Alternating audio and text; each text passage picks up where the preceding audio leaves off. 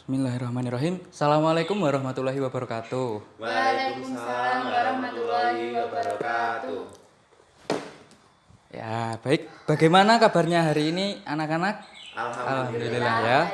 Alhamdulillahirabbil alamin. Semoga pagi hari ini menjadi pagi yang baik untuk kita memulai pelajaran hari ini. Silahkan kalian semua berdoa terlebih dahulu. Bismillahirrahmanirrahim. Raditu billahi rabba wa bil islami dina wa bi muhammadin nabiyya wa rasula.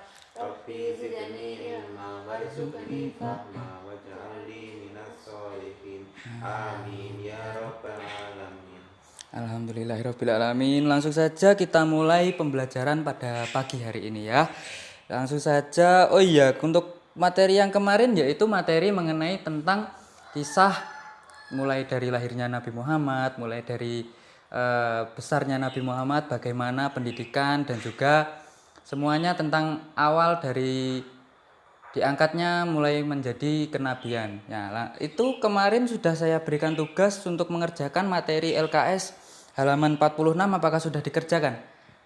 Belum. Bagaimana kok belum dikerjakan ini bagaimana? Lupa.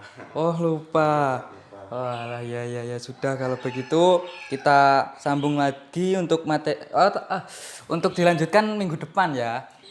PR-nya. Oke, langsung saja untuk materi selanjutnya saja, kita masuk ke materi selanjutnya. Untuk materi yang selanjutnya yaitu materi mengenai kisah kasih sayang kisah kasih sayang Nabi Muhammad kepada semua istrinya. Bagaimana cara Nabi Muhammad menunjukkan sikap kasih sayangnya, bagaimana cara Nabi Muhammad menyayanginya, seperti itu. Mungkin apakah sudah ada pertanyaan, atau jika masih belum, saya langsung lanjutkan ke materinya saja. Bagaimana? Oh belum, oke. Langsung saja untuk materinya yaitu sebentar.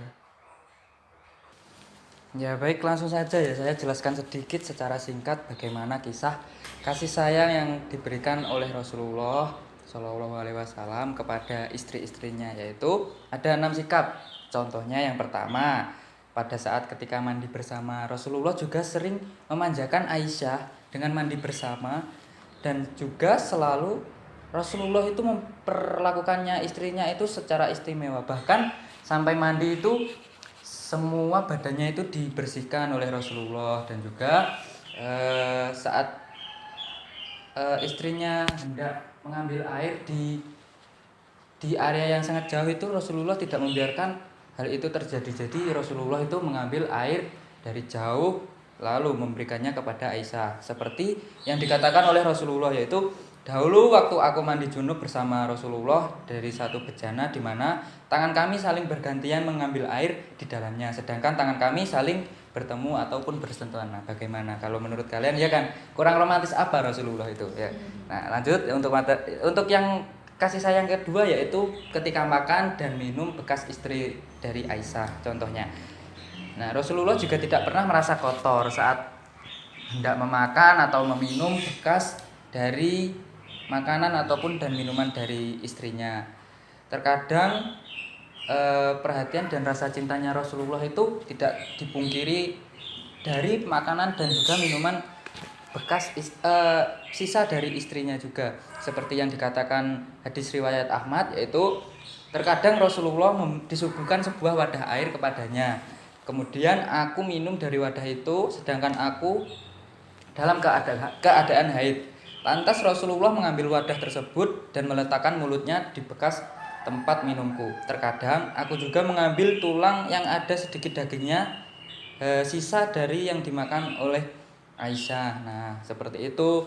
Dan untuk yang ketiga, yaitu Rasulullah pun juga mempunyai panggilan sayang kepada Aisyah. Contohnya seperti ketika beberapa panggilan sayang yang lembut dari Nabi, Rasulullah sering memanggil nama Aisyah dengan sebutan khusus. Ya, yang panggilan pertama yaitu beberapa kali Rasulullah memanggil Aisyah dengan sebutan ya Aisy. Ya, panggilan ini diambil dari kata Aisyah dengan pemenggalan huruf yang akhir. Nah, panggilan yang lainnya untuk Aisyah istri Rasulullah yang sering dilontarkan Nabi yaitu wahai Uwaisi, seperti dalam budaya Arab pemenggalan huruf akhir, dan panggilan kecil merupakan adalah panggilan tanda sayang. Nah, itu yang ketiga tadi mengenai panggilan yang diberikan Rasulullah pada Aisyah. Nah, lanjut yang keempat yaitu membantu di rumah.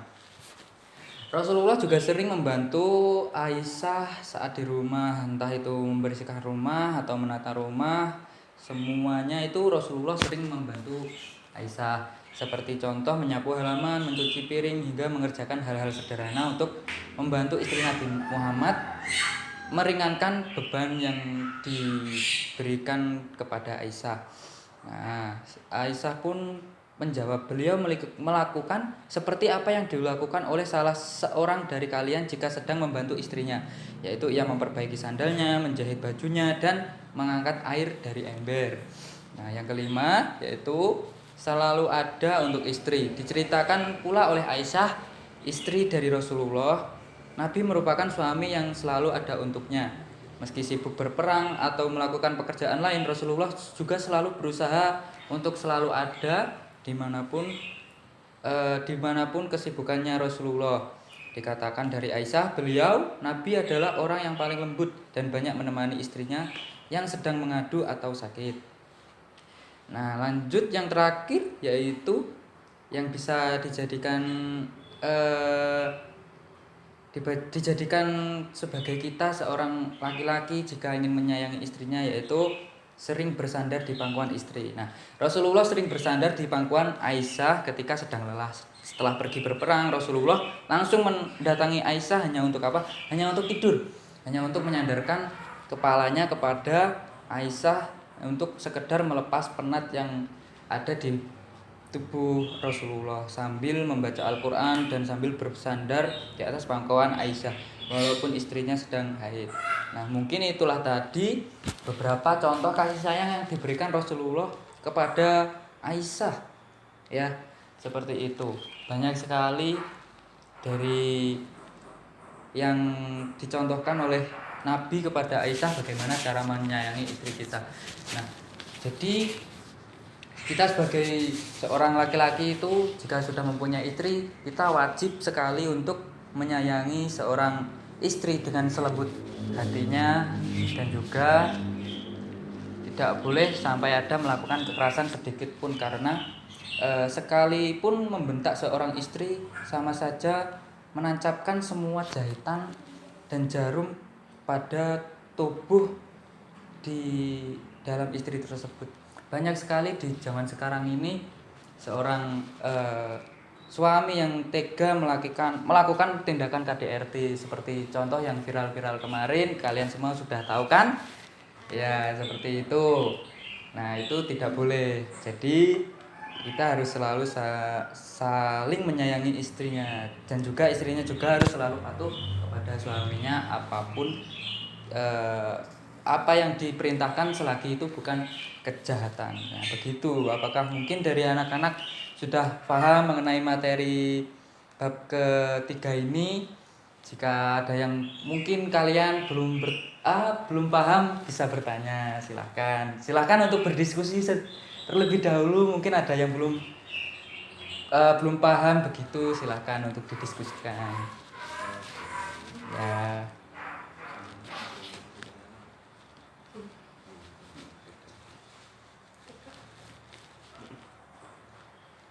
Bapak Sultan izin mau bertanya. Ya, siap. Silahkan, mau bertanya apa? Bagaimana sih contoh kasih sayang dari Nabi Muhammad kepada istrinya, sedangkan istri dari Nabi Muhammad itu kan banyak atau lebih dari satu? Oh iya, ya banyak sekali ya, sudah saya sebutkan juga tadi. Nah, yang untuk yang paling poin utamanya itu Nabi Muhammad itu selalu memuliakan semua istrinya, tanpa terkecuali. Memang istri yang paling terdekat itu, yang paling terdekat dengan Rasulullah, yang selalu mengikuti Rasulullah. Kalian semua tahu kan siapa istri yang paling dekat? Ayo, tahu apa tidak? Oh tidak. Oh tidak, istrinya yang paling dekat itu sudah jelas Aisyah. Oh, Nah, dijelaskan. iya.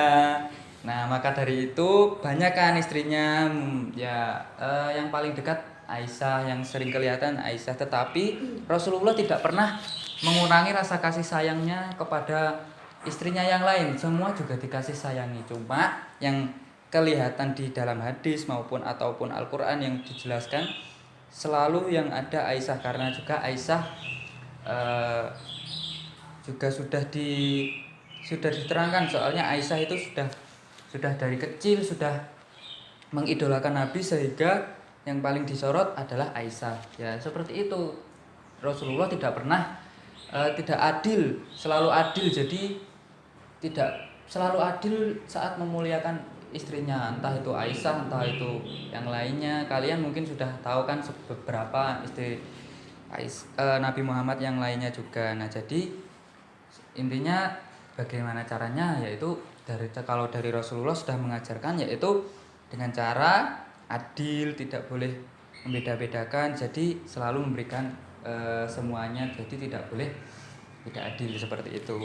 Nah, mungkin apakah ada lagi yang ingin bertanya atau sudah tidak ada? Belum ada lagi. Oh, belum ada. Ya sudah, kalau begitu saya yang giliran saya saja yang bertanya. Oke. Baik, kalau begitu untuk tugas yang kemarin kan belum dikerjakan ya. Langsung saja kalian buka dulu halaman 49 ya. Ya. Halaman 49 di LKS itu ada pilihan ganda 1 sampai 30. Kalian silahkan dikerjakan ya. Terus nanti untuk PR-nya saya tambah lagi di halaman 53, itu adalah soal uraian ya. Silahkan untuk dikerjakan untuk nanti malam, besok minggu depan dikumpulkan, oke? Dan sekarang jika yang harus dikerjakan itu tadi ya, halaman 49, silahkan. Kalian bisa, jika tidak tahu, bisa berdiskusi dengan temannya sebangku, silahkan agar menemukan jawabannya, oke? Nah, silahkan langsung saja dikerjakan.